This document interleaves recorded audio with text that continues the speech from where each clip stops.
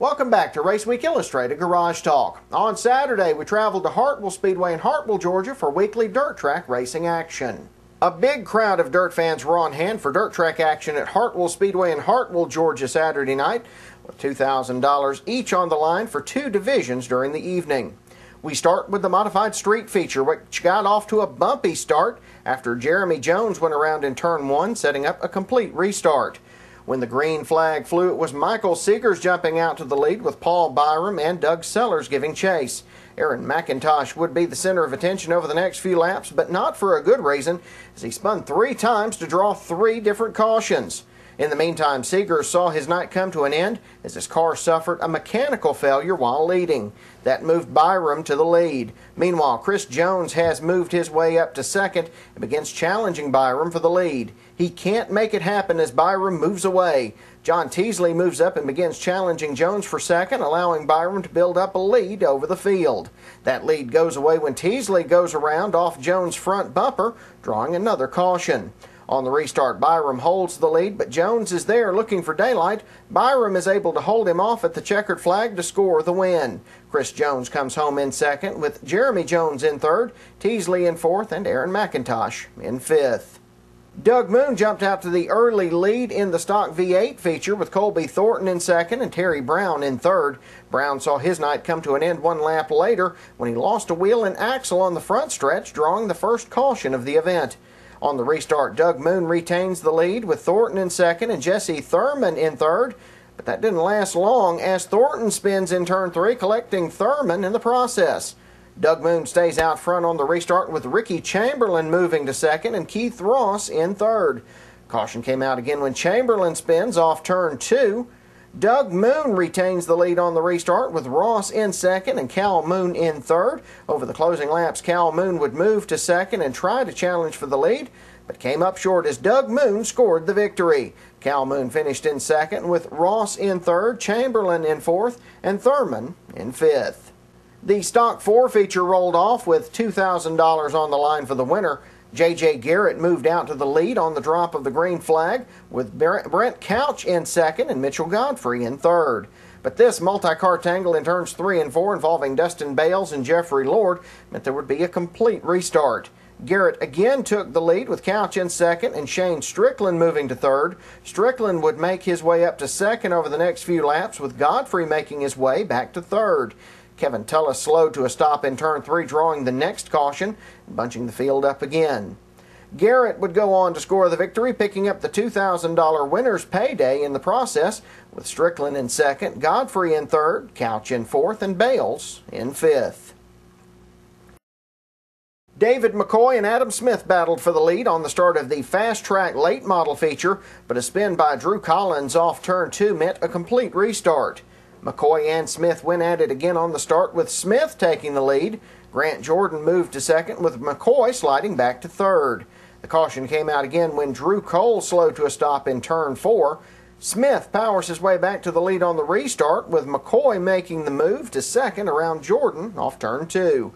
McCoy then worked to track down Smith. He would pressure Smith several times but could not make it happen. McCoy then found himself under fire from Jordan, but that fight came to an end when Cole went around, coming off turn 4, bringing out another caution.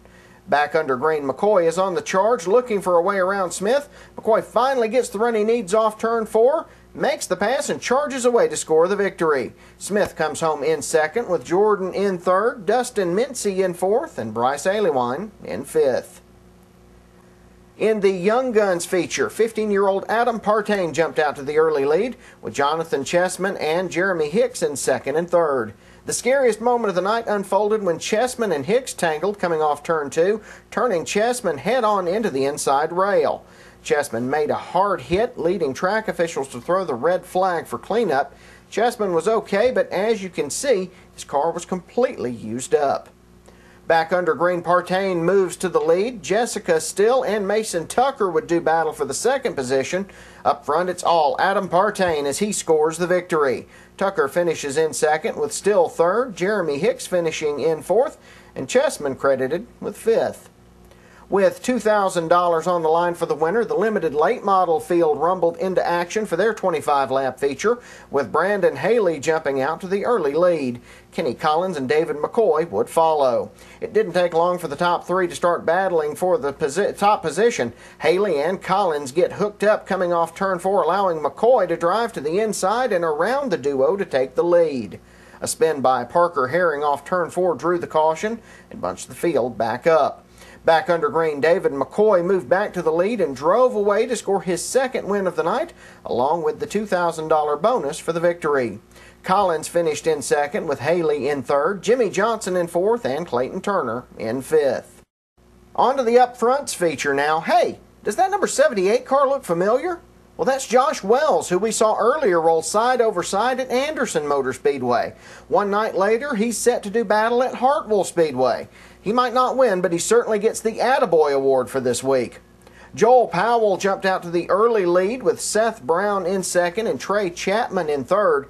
Brown gets a run on Powell for the lead coming down the backstretch and moves into the top spot. Powell has to work hard to hold Chapman off, but he manages to do so as the laps wind down.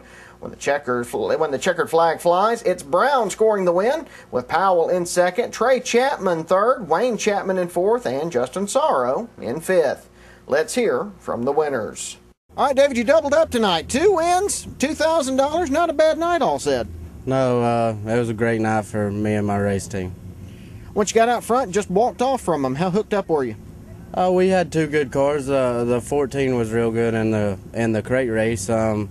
He got down in the mud and slid the tires, and then we were fortunate enough to get under him. And then basically the same thing happened in the limited race. The 51 and the 1 got together, and we were just there to capitalize.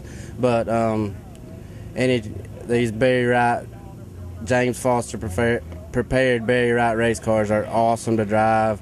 Hollywood, JRI, Renegade Racing Fuels, Kenny Lamb Race Engines.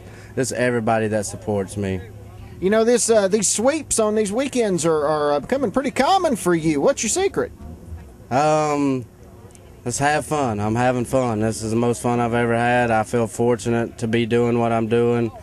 I got Ricky Gabriel's, a lot of good people behind me, and it makes it fun. And these cars are fun to drive. All right, Seth, tell me about that win. Well, it was pretty easy. It was all right, a little rough. It was all right, though. They give you any pressure? No. I walked off from them. Adam, a great run for you tonight. Tell me about that win. Yeah, it was a pretty good race. I'm having to fight the car a little bit. And we managed to start on the front row, which is always good.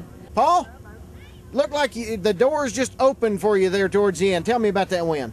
Well, it was interesting there. We was kind of struggling with the 1 to get around him for a little while. I think it was the 1 car. But anyway, something happened. But it kind of worked out real good after that. We kind of got away from him. So all in all, the car worked pretty good. I think we might would have got him if he hadn't. But, you know, you never know about them things in racing. But it was a good race. I enjoyed it.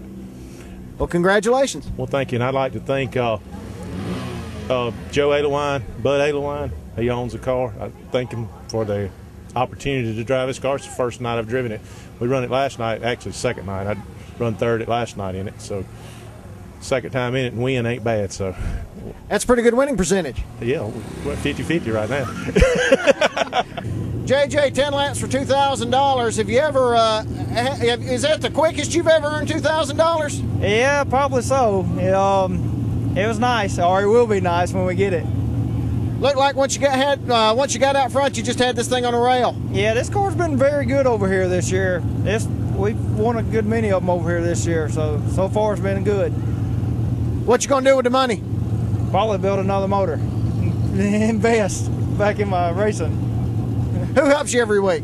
I got Junior Kerr, Smiley's Grading, Schaefer's Oil of Athens, Keith Brady, Pendergrass Tire, Ray Moore Racing Engine, Tim Neighbors Racing Engines. Doug, a great run. That's the first win in a while for you, isn't it? Yes, sir, it is. How long's it been? It's been 4 years since I've been in the car.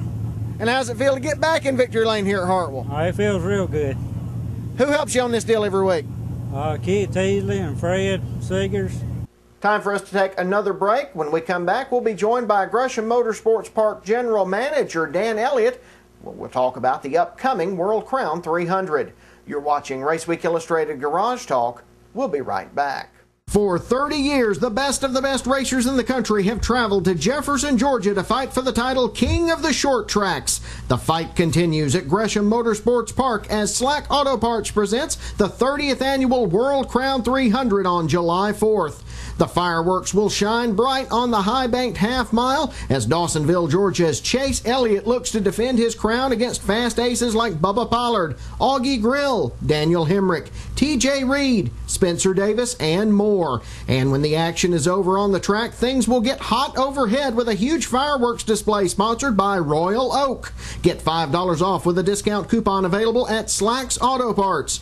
Active and retired military and their families get in free with a military ID while supplies last, courtesy of Kipper Tools.